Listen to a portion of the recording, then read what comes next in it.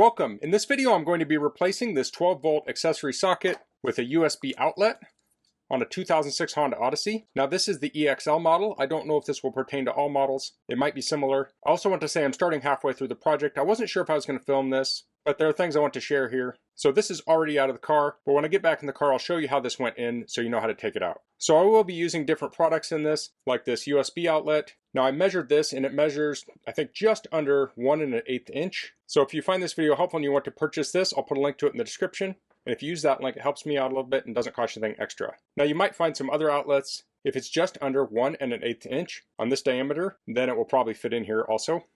So I took out this bottom area with the two 12-volt outlets, and I want to replace the one on the left with the USB port. Now this comes with this rubber cover, and it comes with a nut on the back. And this will come off. So we just have the outlet, and that will slide in here. It's a pretty snug fit. But what I really want to share is how this came out. So this is the old outlet, and it has these four little, clips on the side. And I ended up taking a chisel. You have to be careful if you're going to do this. And I just cut down on those nubs sticking up. Of course, once I got it out, I understood better how it was in. Now you can see two of these go all the way to the edge, and two of these don't. Now if I pry up on this one that goes to the edge, it's kind of hard to get a screwdriver in here, but I'll pry it up on it just a little bit.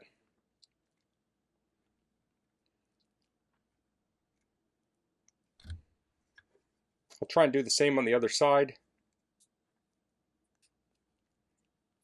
There we go. So now this metal piece will slide out. So if you can slide that out, then this piece will pop out more easily. So you could try that technique, pry out on either side here and slide it out, and then this will go in, and then you can always put this back in, because I am going to keep this piece just in case we need to swap it back out. Now the second thing to mention is I have this. This will fit in here like so. Push it in. I want to make sure it's nice and straight. There's nothing really indexing this. And I pried there and it chewed up on the edge, but I'm covering that. Now if we go on the inside, here we have that nut, and you can see there's no way that's going to fit on there. It's just not enough room. So we have this lid, so we have the cover, when it's up or down. I mean, there's no clearance here even. So there are a couple different options here. I could use some epoxy, JB Weld or something to hold this in. I think I'm actually just going to use some super glue, and I'm going to spot weld it. So I'll just put a couple dots around there. That way if I need to, I can come back and grind them out or something to get this out. But you can use whatever you feel comfortable with. Another option I thought of would be some hot glue. If I did a line of hot glue on either side, I could probably peel that away later, and the ribs from the threading here would probably kind of make it stick a little bit better. But aside from that, you can see the clearance. It sticks out just about the same amount as the old plug. And from here, that looks very nice. It actually doesn't look any more or less ugly than the regular 12-volt socket. It looks probably just as OEM. Now, to connect this, you can see this has two terminals here. This has two terminals, but these are at a right angle, and this one plug is one piece, so it's not going to fit on here. So what I'm going to do is I'm going to make a little connector, a little spade connector extension cord, so I can plug it into the connector and plug it into the outlet. So let's do that next. So here I have some crimp terminals. I have the two outlets, and these came with some wire. The wire that came with this was 18 gauge wire, and that would certainly work.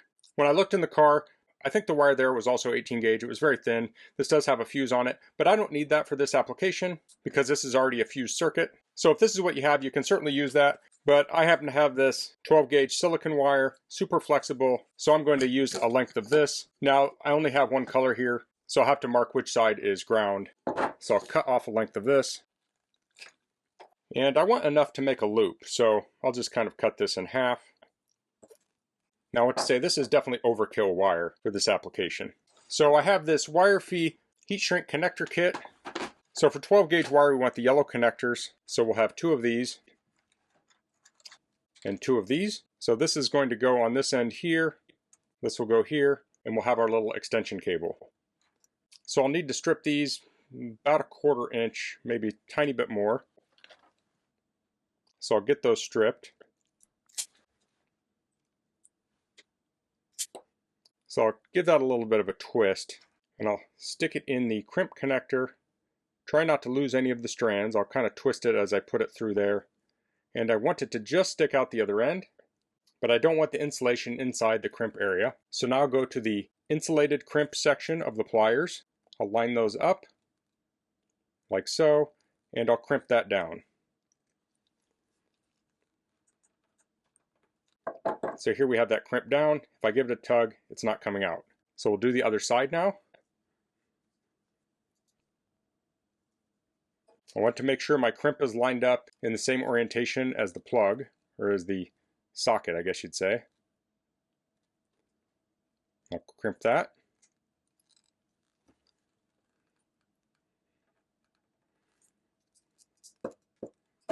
And here we have our little extension. And I just thought of a way to label these. I have these wire-free heat shrink tubing pieces, and I did purchase all of this myself, but if you want to purchase any of these, I'll put a link below to everything. Now these are 4:1 shrink ratio connectors, so I should have put some shrink wrap on here before I put the connectors on, but I just thought of this. So I'll find a shrink wrap that will fit over here. Looks like that will. It's a 5/8 inch. It's a 5/16. So I will put one of these on each side. So I'll do the other connector now.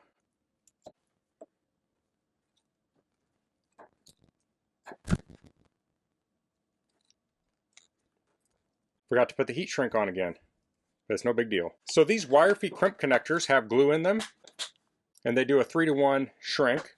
So I have my heat gun here.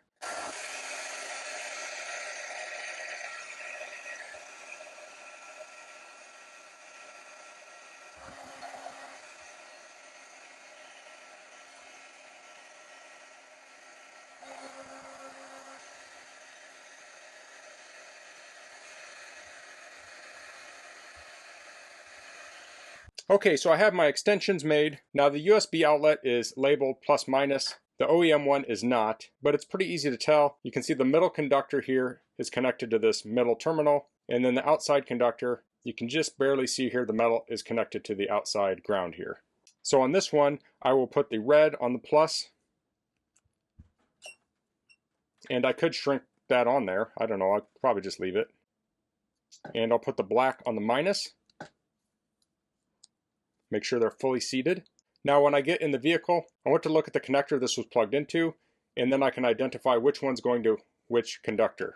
But until then, I need to put this in. I want to line it up really good, and there is a little bit of friction here when you push this in.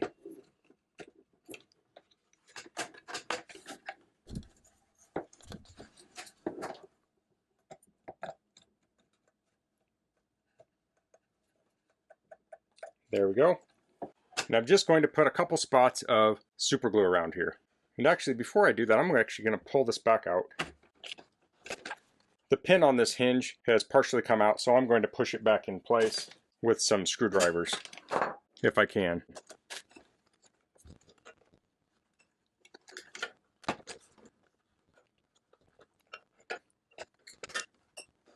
Okay, I got that back in there.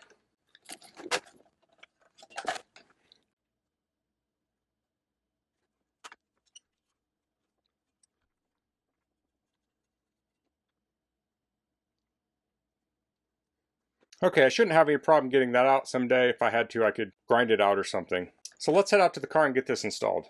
Okay, so I'm back out here at the car, and when you take this cover off, the last thing you do is remove these connectors.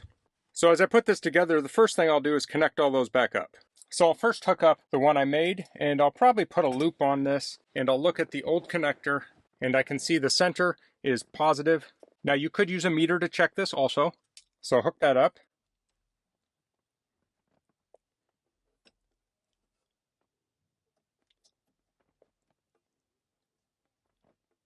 Now that shrink wrap on there is actually making the wire stiff.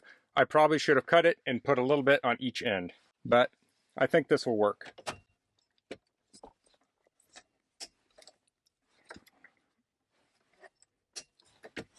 So I need to open up the cup holder. I'm going to slide this back into place. There's a little clip down here that needs to line up. There's one on either side. There's some studs here. Make sure everything gets lined up when you put this back in.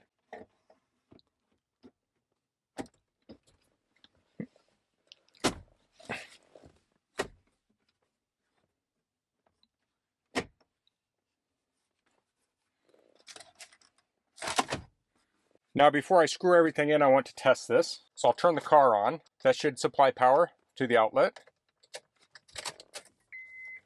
We can see it's lit up. I'll plug in a phone.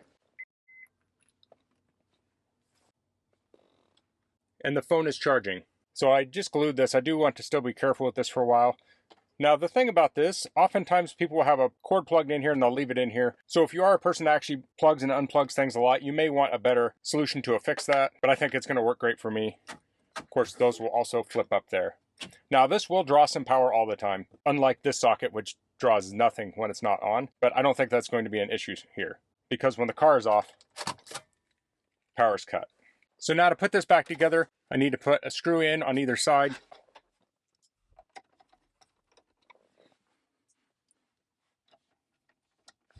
I'm in the passenger footwell, and there's also a screw down here on either side.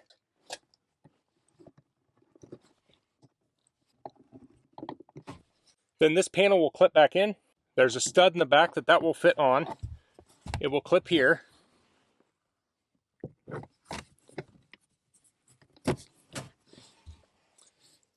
And there's one of these plug clips. I'll press the center out a little bit. Actually, it'll be easier if I pry this right here.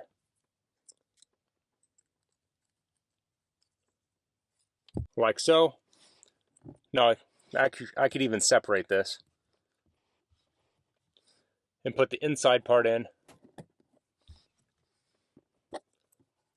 and then I'll put the outside in, and that's clipped. So I'll do the same thing on the driver's side. So that's adding a USB outlet to a 2006 Honda Odyssey. So certainly you could plug a charger in there, and that's a viable option, but I think this is a nice clean look. It gives this van a modern update. Now I went with a very basic outlet. It doesn't have USB-C on it. Some have voltage readouts. I didn't really want that on here. I wanted something that was a little more stock looking. Now this does have that blue light in it, which is not stock looking. But this allows the front occupants to each charge a phone. Most of the time there'll probably be one cord in here, charging up the phone for the driver. So that's all I'm going to cover in this video. If you have any questions, please leave them in the comments. If you like this video, please click like. If you haven't subscribed to my channel, I'd appreciate if you could do that. And thanks for watching. Until next time, goodbye.